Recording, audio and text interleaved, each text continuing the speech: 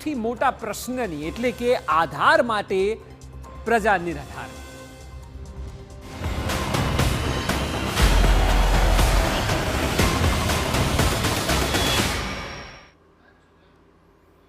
કોઈ પણ દસ્તાવેજ માટે સરકારી કચેરીએ જવાનું થાય ત્યારે પહેલો વિચાર શું આવે?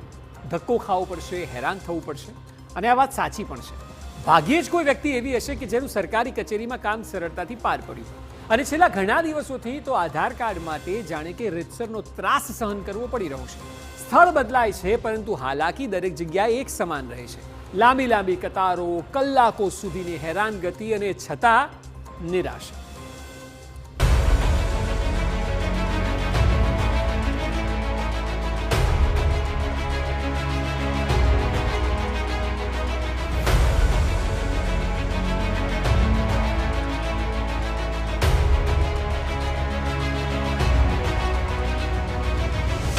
રાહ જોઈને થાક્યા અરજદારો, જનસેવા કેન્દ્રો પર હાલાકી, મંદ ગતિએ કામગીરી, ધીમી પ્રક્રિયા સામે ખોટી ધીરજ, આધાર માટે નિરાધાર પ્રજા.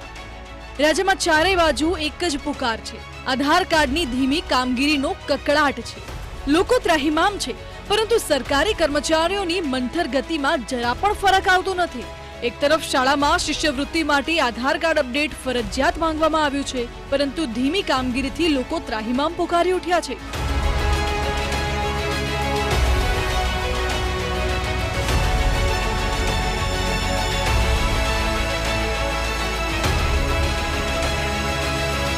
જુઓ આ દ્રશ્યો રાજ્યના અલગ અલગ સ્થળોના. નર્મદા હોય કે પછી રાજકોટ, સુરેન્દ્રનગર હોય કે પછી બનાસકાંઠા, રાજ્યના કોઈ પણ ખૂણે પહોંચો, પરંતુ આ સમસ્યાનું સમાધાન નથી. આધાર કાર્ડ માટે ધર્મના ધક્કા ખાઈ ખાઈને લોકો હેરાન પરેશાન થઈ ગયા છે. વહેલી સવારથી કતારોમાં લાગવું પડે છે, અને છતાં પણ કામગીરી થશે કે કેમ તે સવાલ છે. જ્યાં આધાર કાર્ડ દરેક દસ્તાવેજ માટે જરૂરિયાત બન્યું છે, ત્યાં આ સ્થિતિ સવાલ પૂછે છે કે શા માટે આધાર મેળવવા લોકો આટલા નિરાધાર બન્યા છે. જુઓ આ દ્રશ્યો નર્મદા જિલ્લાના આધાર કેન્દ્રના. દૂર દૂરના ગામડાઓમાંથી લોકો આવ્યા છે. સૂરજ ઉગતાની સાથે જ કચેરીમાં આવીને વિદ્યાર્થીઓ તેમના વાલીઓ સાથે બેસી જાય છે. શાળામાંથી કહેવાયું છે કે આધાર કાર્ડ અપડેટ હશે તો જ શિષ્યવૃત્તિ મળશે, એટલે વાલી સાથે બાળકો આવી તો ગયા, પણ આધાર કાર્ડ એટલી સરળતાથી અપડેટ થાય છે ક્યાં?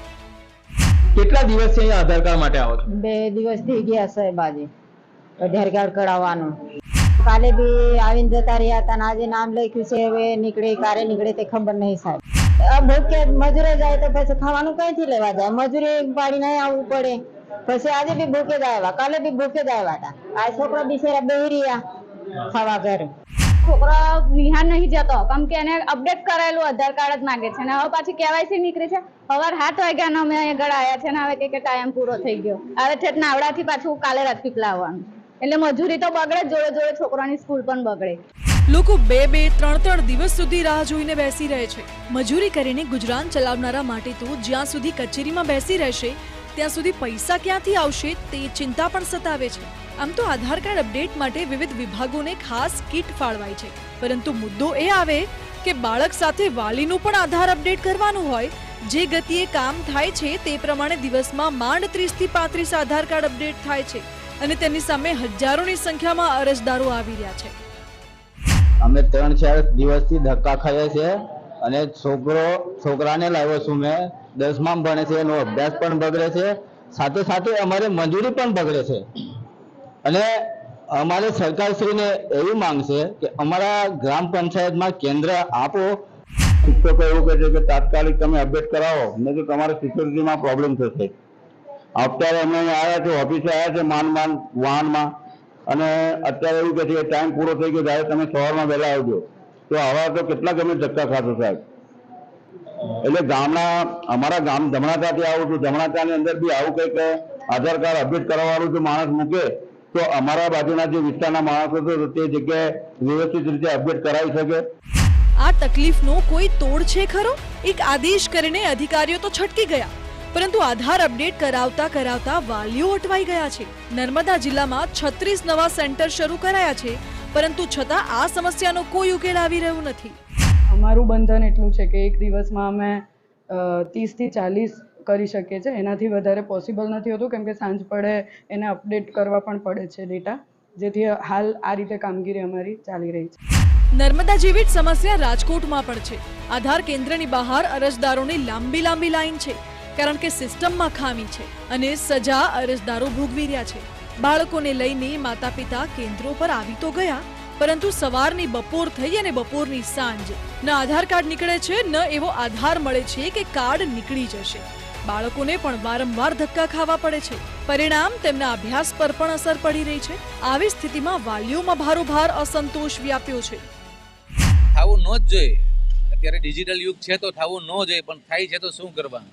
ક્યાં પ્રોસેસ અટકે છે એ આપણો વિષય નથી, એ લોકોનો છે. શું કામ આટલી વાર લાગે, શું કામ ટાઈમ લાગે? હા છે જરૂર. અત્યારે ગ્રામ્યમાંથી અમે આવ્યા છીએ, 30 કિલોમીટર દૂરથી આવી છે. અહીંયા કંઈ કેન્દ્ર આપેલું નથી સરદાર ગામમાં, બરોબર છે? તો અહીંયા આપવું જરૂરી છે. હવે જુઓ સુરેન્દ્રનગરના ધ્રાંગધ્રાની સ્થિતિ. અહીં પોસ્ટ ઓફિસમાં આધાર કાર્ડની કામગીરી થાય છે, પરંતુ કામગીરી એવી ગોકળ ગાયની ગતિએ ચાલે છે કે લોકોને કતારોમાં લાગવા માટે પગરખાની કતારો બનાવી લીધી.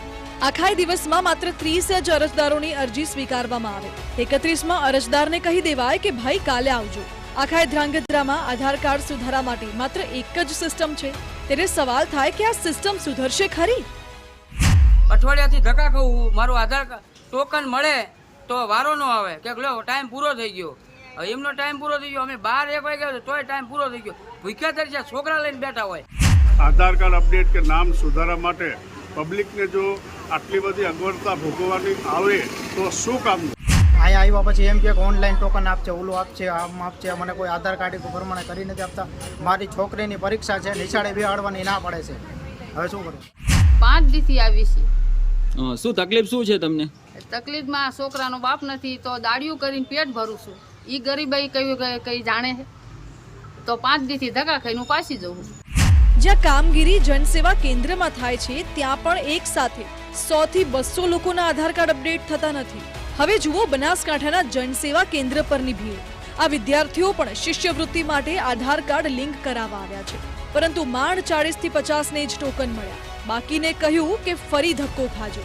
વિદ્યાર્થીઓ અને વાલીઓને બેયને ધર્મના ધક્કા ખાવા પડી રહ્યા છે, કારણ કે આટલી મોટી સંખ્યા સામે આધાર કાર્ડ માટે 2 જ મશીનો છે અને એ મશીનો ચલાવનારાઓના સરકારી કર્મચારીઓની ગતિ તો કેવી છે તે હવે ક્યાં કહેવાની જરૂર છે.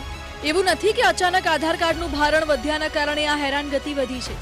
જુઓ દ્રશ્યો વડોદરાની પાદરા મામલતદાર કચેરીના. અહીં કલેક્ટરે અચાનક વિઝિટ લેવી પડી, કારણ કે કચેરી બહાર પણ લોકોની લાંબી કતારો કલાકોથી જામેલી રહે છે. રાશન કાર્ડના કેવાયસી માટે લોકો કલાકો સુધી રાહ જોઈને ઊભા રહે. ત્યારે કલેક્ટરે અધિકારીઓને ઝડપી કામગીરી કરવા ટકોર કરી છે.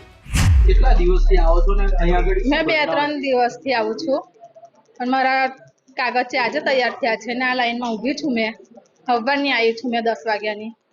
ખાસ તો અત્યારે જે ઈ કેવાયસી નું સ્કોલરશીપનું જે પ્રી મેટ્રિકનું કામ ચાલી રહ્યું છે, એના અનુસંધાને કેટલાક બાળકો, કેટલાક વિદ્યાર્થીઓના નામ રેશન કાર્ડમાં નથી, તો તાત્કાલિક ધોરણે એના રેશન કાર્ડમાં નામ આવે એના માટે જે અમે વ્યવસ્થા કરી હતી અને એમાં એના વાલીને બધા આવેલા છે.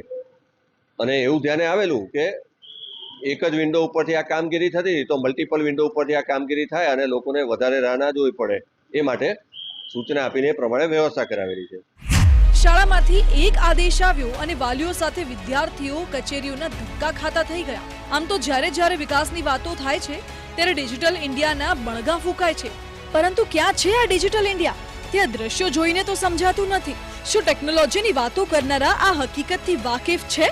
ડિજિટલાઇઝેશનના નામે વિદેશોમાં જઈને વાહવાહી લૂંટનારાઓ પાસે આ સમસ્યાનું સમાધાન છે? Bureau report, TV9.